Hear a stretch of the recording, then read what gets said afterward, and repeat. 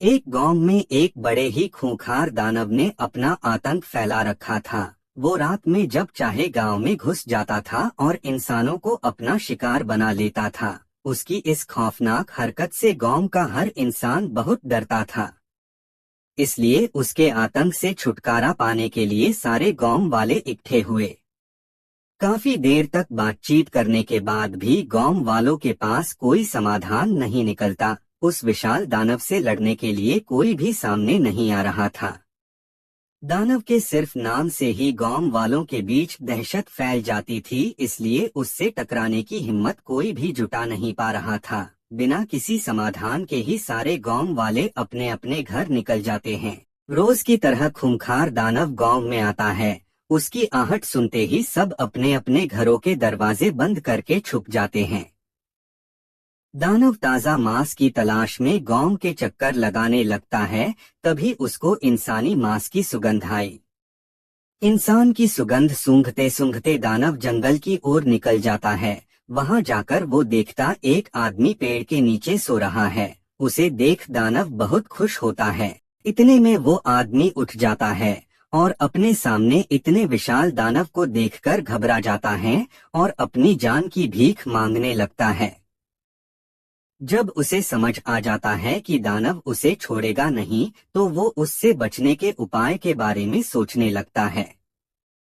थोड़ी देर बाद उसे अपने दादी के सिखाए गए मंत्रों की याद आती है, जिससे वो किसी की भी आंखों में जलन उत्पन्न कर सकता था। तभी उसने मंत्रों को इस्तेमाल करने की सोची। हो जाए इस दानव की नसों में हलचल, और हलचल से उत्पन्न हो इसकी आंखों में जलन।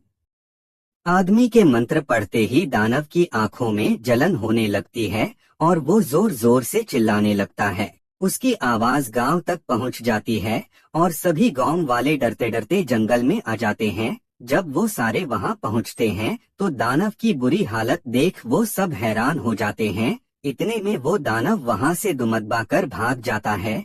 तभी गांव वाले उस आदमी से उसके बारे में पूछते हैं, जिस पर वो कहता है, मैं व्यापार के लिए पास के ही गांव से आया हूँ। मैं शहर जा रहा था। रात बहुत हो गई थी तो मैंने सोचा कि मैं यहाँ थोड़ा आराम कर लूं, लेकिन ये खूंखार दानव यहाँ आ गया। ये सुनाने के बाद गांव वालों ने उसे दानव को अकेले ही धूल चटाने का राज पूछा, जिस पर उसने बोला। आदमी बताता है, मेरी दादी एक तांत्रिक है। उन्होंने मुझे अपनी सुरक्षा करने के लिए छोटे मोटे मंत्र सिखाए हुए हैं। उसकी की बदौलत आज मैं जिंदा हूँ। ये सब सुन गांव वालों ने उस आदमी से उनकी मदद करने की, जिस पर उस आदमी ने उन सब की मदद के लिए अपनी दादी को बुलाने का वादा किया। आदमी की बात सुनकर सभी गांव वाले बहुत ही खुश हुए। अगले ही दिन वो आदमी अपनी दादी को गांव में ले आता है। गांव वालों सारी बातें सुन दादी ने बोला। दादी कहती हैं, आप सबको आज रात को मिलकर एक बड़ा यज्ञ करना पड़ेगा। उस यज्ञ को करने पर उस दानव की ताकतें कम हो जाएंगी। उसके बाद मैं सब संभाल लूंगी।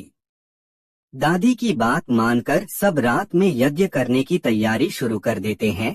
रात होते ही खूंखार दानव बदला लेने के लिए फिर से गांव में आता है। सबको एक साथ देख वो बहुत खुश होता है और सोचता है कि आज इन सब का काम तमाम करूंगा। दानव को देखकर सभी डर जाते हैं, लेकिन वो अपनी पूजा बंद नहीं करते और यज्ञ करते रहे हैं। खूंखार दानव हंसता हुआ कहता है, हाँ हाँ हाँ, क्या बात है। आज तुम लोगों को मुझसे डर नहीं लग रहा है। हाँ हाँ है। कोई नहीं, जब मैं एक एक करके तुम लोगों को खाना शुरू करूंगा तब तुम लोगों को पता चलेगा। लेकिन जैसे ही दानव उनके पास जाता है तो उसकी शक्तियां कमजोर पड़ने लगती है, जिस वजह से उसका शरीर हिल भी नहीं पाता और वही गिर जाता है।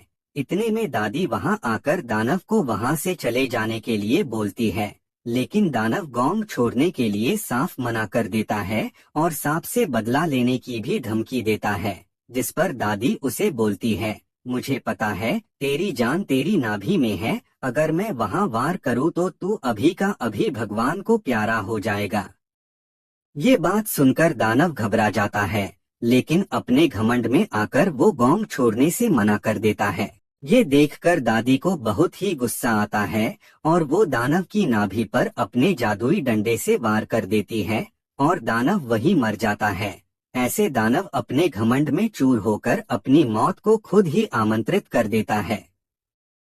इस कहानी से ये सीखने को मिलती है कि साथ मिलकर अगर कोई काम किया जाए तो उसमें सफलता जरूर मिलती है।